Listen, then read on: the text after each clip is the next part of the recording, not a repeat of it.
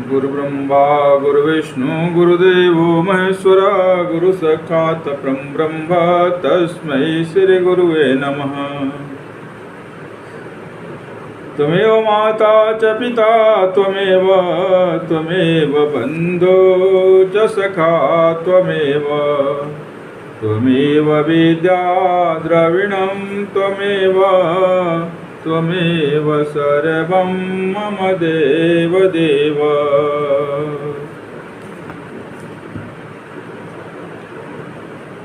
जैसा कि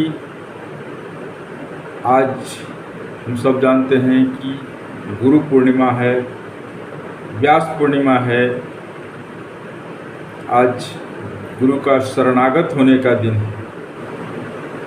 मित्रों, कहने का मतलब है कि शरणागत कहने में बहुत छोटा सा शब्द है, लेकिन शरणागत होना बहुत ही कठिन है। कृष्ण भगवान गीता में कहते हैं, जिसे वैष्णव लोग चरम मंत्र के नाम से जानता है, कि सर्वधर्माणि परित्यज्य मामेकं शरणं व्रज अहं त्वां सर्वपापेभ्यो मोक्षयिष्यामि मा शुचः। सभी धर्मों को छोड़कर के मेरा शरण में आ जाओ, मैं तुम्हें अनंत जन्मों का जो पाप है उससे मुक्त कर दूंगा। भगवान तो कह दिए कि भाई शरण में आ जाओ। हम भी जानते हैं कि शरण में जाना चाहिए, लेकिन कहने में और करने में बहुत अंतर होता है। शरणागति उतना आसान चीज़ है नहीं, जैसा मैं जानता हूँ, मैं अपना विवेक से जानता हूँ। तुलसीदास भी इसी को कह रहे हैं रामचरितमानस में कि सन्मुख होई जीव मोहि जबहि जन्म कोटि अधना सहु तबहि। रामचरितमानस में भी यही प्रसंग है कि जीव जब सन्मुख हो जाता है, जब मेरी शरणागति आ जाता है, तो मैं करोड़ों जन्म के जो पाप है उसे नाश कर जाता हूँ। तिनके की तरह, जैसे रुई के ढेर में एक चिंगारी लगा देने से पूरा रुई का ढेर खत्म हो जाता है, उसी तरह से शरणागत होने पर प्रभु अनेकों जन्म के जो पाप किया हुआ है उसे माफ कर देते हैं। उसी तरह से हम माँ दुर्गा, माँ काली का भी मंत्र में कहते हैं कि शरण्ये त्र्यंबिके गौरी नारायणी नमस्तुते। वहाँ भी शरणागत ही है। बाइबल भी कहता है कि लेफ्ट अबाउट टर्न लीजिए या राउट अबाउट टर्न लीजिए, आप मुझे ही पाइएगा। मुस्लिम धर्म में भी शरणागत के लिए ही लोग झुकता है। बार बार जो लोग झुकता है वो कहता है कि हम शरणागत हो रहे हैं, तो साबित कर रहा है कि धर्म कहीं न कहीं एक ही आस्था पर जाकर के लोगों को झुका रही है और इंगित कर रही है कि एक ही शब्द है, चाहे धर्म कोई हो,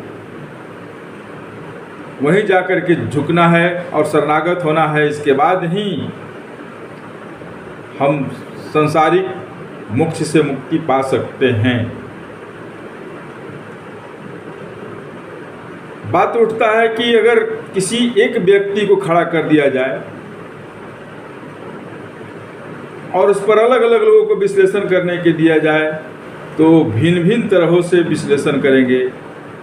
कोई व्यक्ति का मुखमंडल का विश्लेषण करेगा, कोई उसका भुजाओं का विश्लेषण करता है, कोई उसका शरीर की बनावट का विश्लेषण करता है, कोई उसका मस्तिष्क का विश्लेषण करता है, कोई उसका बाल का विश्लेषण करता है।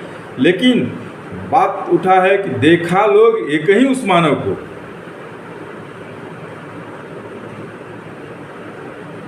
जो वहाँ खड़ा था। उसका विश्लेषण जितने रूपों में हुआ, वो अलग अलग पंथ हो गया, वो अलग अलग धर्म हो गए, लेकिन सबने देखा है एक ही भगवान को और अपने हिसाब से व्याख्या कर दिया। जैसे एक सुंदरी को खड़ा कर दिया जाए, चार व्यक्ति को वहाँ बिठा दिया जाए, जिसमें एक सिद्ध पुरुष हो, एक कामी पुरुष हो, एक उसका पुत्र हो और एक उसका पति हो।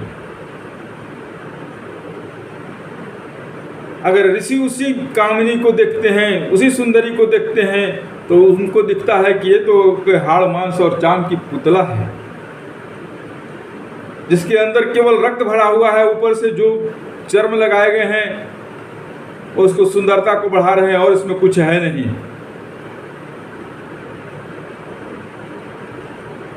ऋषि उस रूप में देखे और उसी रूप में व्याख्या कर दिए कि ये तो एक रक्त मजा मांस की थैली है। बारी आई दूसरे की, जब कामी पुरुष उसी को देखता है तो उससे कामना रखता है, उसकी काम जागृत होती है और उसके विभिन्न अंगों को अलग अलग वर्णन कर देता है।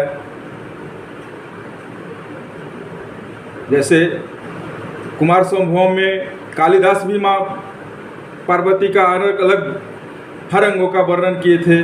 जैसे आता है कि उस अंगों का वर्णन करने से उन्हें कुष्ठ रोग की प्राप्ति हो गई थी। इसके बाद में उन्होंने फिर हरिवंश लिखा और अपने शरीर को कंचन बनाया। एक कामी अलग अलग रूपों में हो, तृष्णा रखता है कि वह सुंदरी उससे मिले, उसके साथ में वो भोग विलास करे, इस टाइप की बातें लिखेगा। वही तीसरा पुरुष उसका पुत्र है।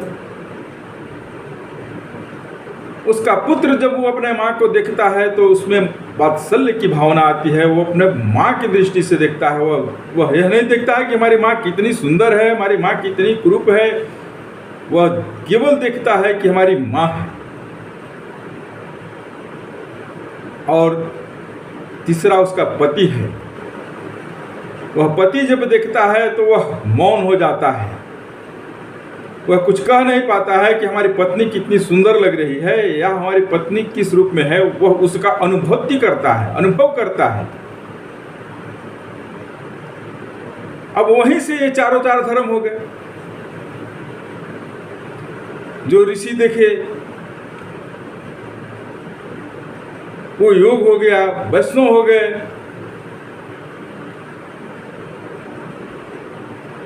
जो काम को दृष्टि से देखा वो कामी की कामना के कारण पूरा उसका पूर्ति करने लगा। जो माँ की दृष्टि से देखा वह आज देवी दुर्गा का पूजा करने लगा। जब पति उसका देखा वो मौन रह गया, न उसका तारीफ कर सका न कुछ बोल सका। वह योग हो गया।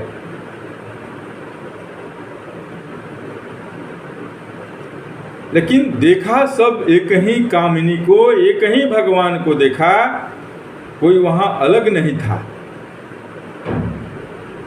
जितने पैगंबर, पीर, ऋषि, महात्मा, जितने लोग देखे उसमें ईश्वर कहीं अन्य नहीं थे। भगवान एक ही थे, एक जगह थे और उसी को देखा। लेकिन जिस रूप में देखा वैसा ही वर्णन कर दिया। जैसे कि भगवान कृष्ण जब कंस के दरबार में जाते हैं तो कोई पुत्र के रूप में, कोई योद्धा के रूप में, कोई काल के रूप में, कोई भगवान के रूप में देख रहा था। जितने वहाँ ऋषि थे भगवान के रूप में देख रहे थे, कंस काल के रूप में देख रहा था, माताएं अपना पुत्र के रूप में देख रही थी। वैसे ही भगवान राम के बारे में रामचरितमानस में आता है बात कि जब वो जनकपुर में पहुँचे हैं तो वहाँ अलग अलग लोग अलग अलग दृष्टि से उनको निहार रहे हैं। संत निहार रहे हैं कि भगवान हैं। बालाएं निहार रही थी दुल्हा के रूप में, माताएं पुत्र के रूप में निहार रही थी। और सब लोग देख रहा था कि सबके सामने सब तरह से भगवान बैठे हुए हैं। जो जिस रूप में कामना कर रहा था भगवान उसको उसी रूप में बैठे मिले। तो इसमें कहीं भी कोई भ्रम नहीं होनी चाहिए कि भगवान एक हैं। हरि एक, हरि कथा अनंता, गा वही भांति भांति सब संता। हरि एक हैं और कथा उनका अनेकों।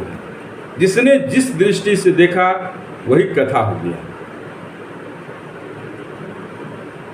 और उनको दिखाने वाला उनसे पहचान कराने वाला, उनके मार्गों को बताने वाला कौन है?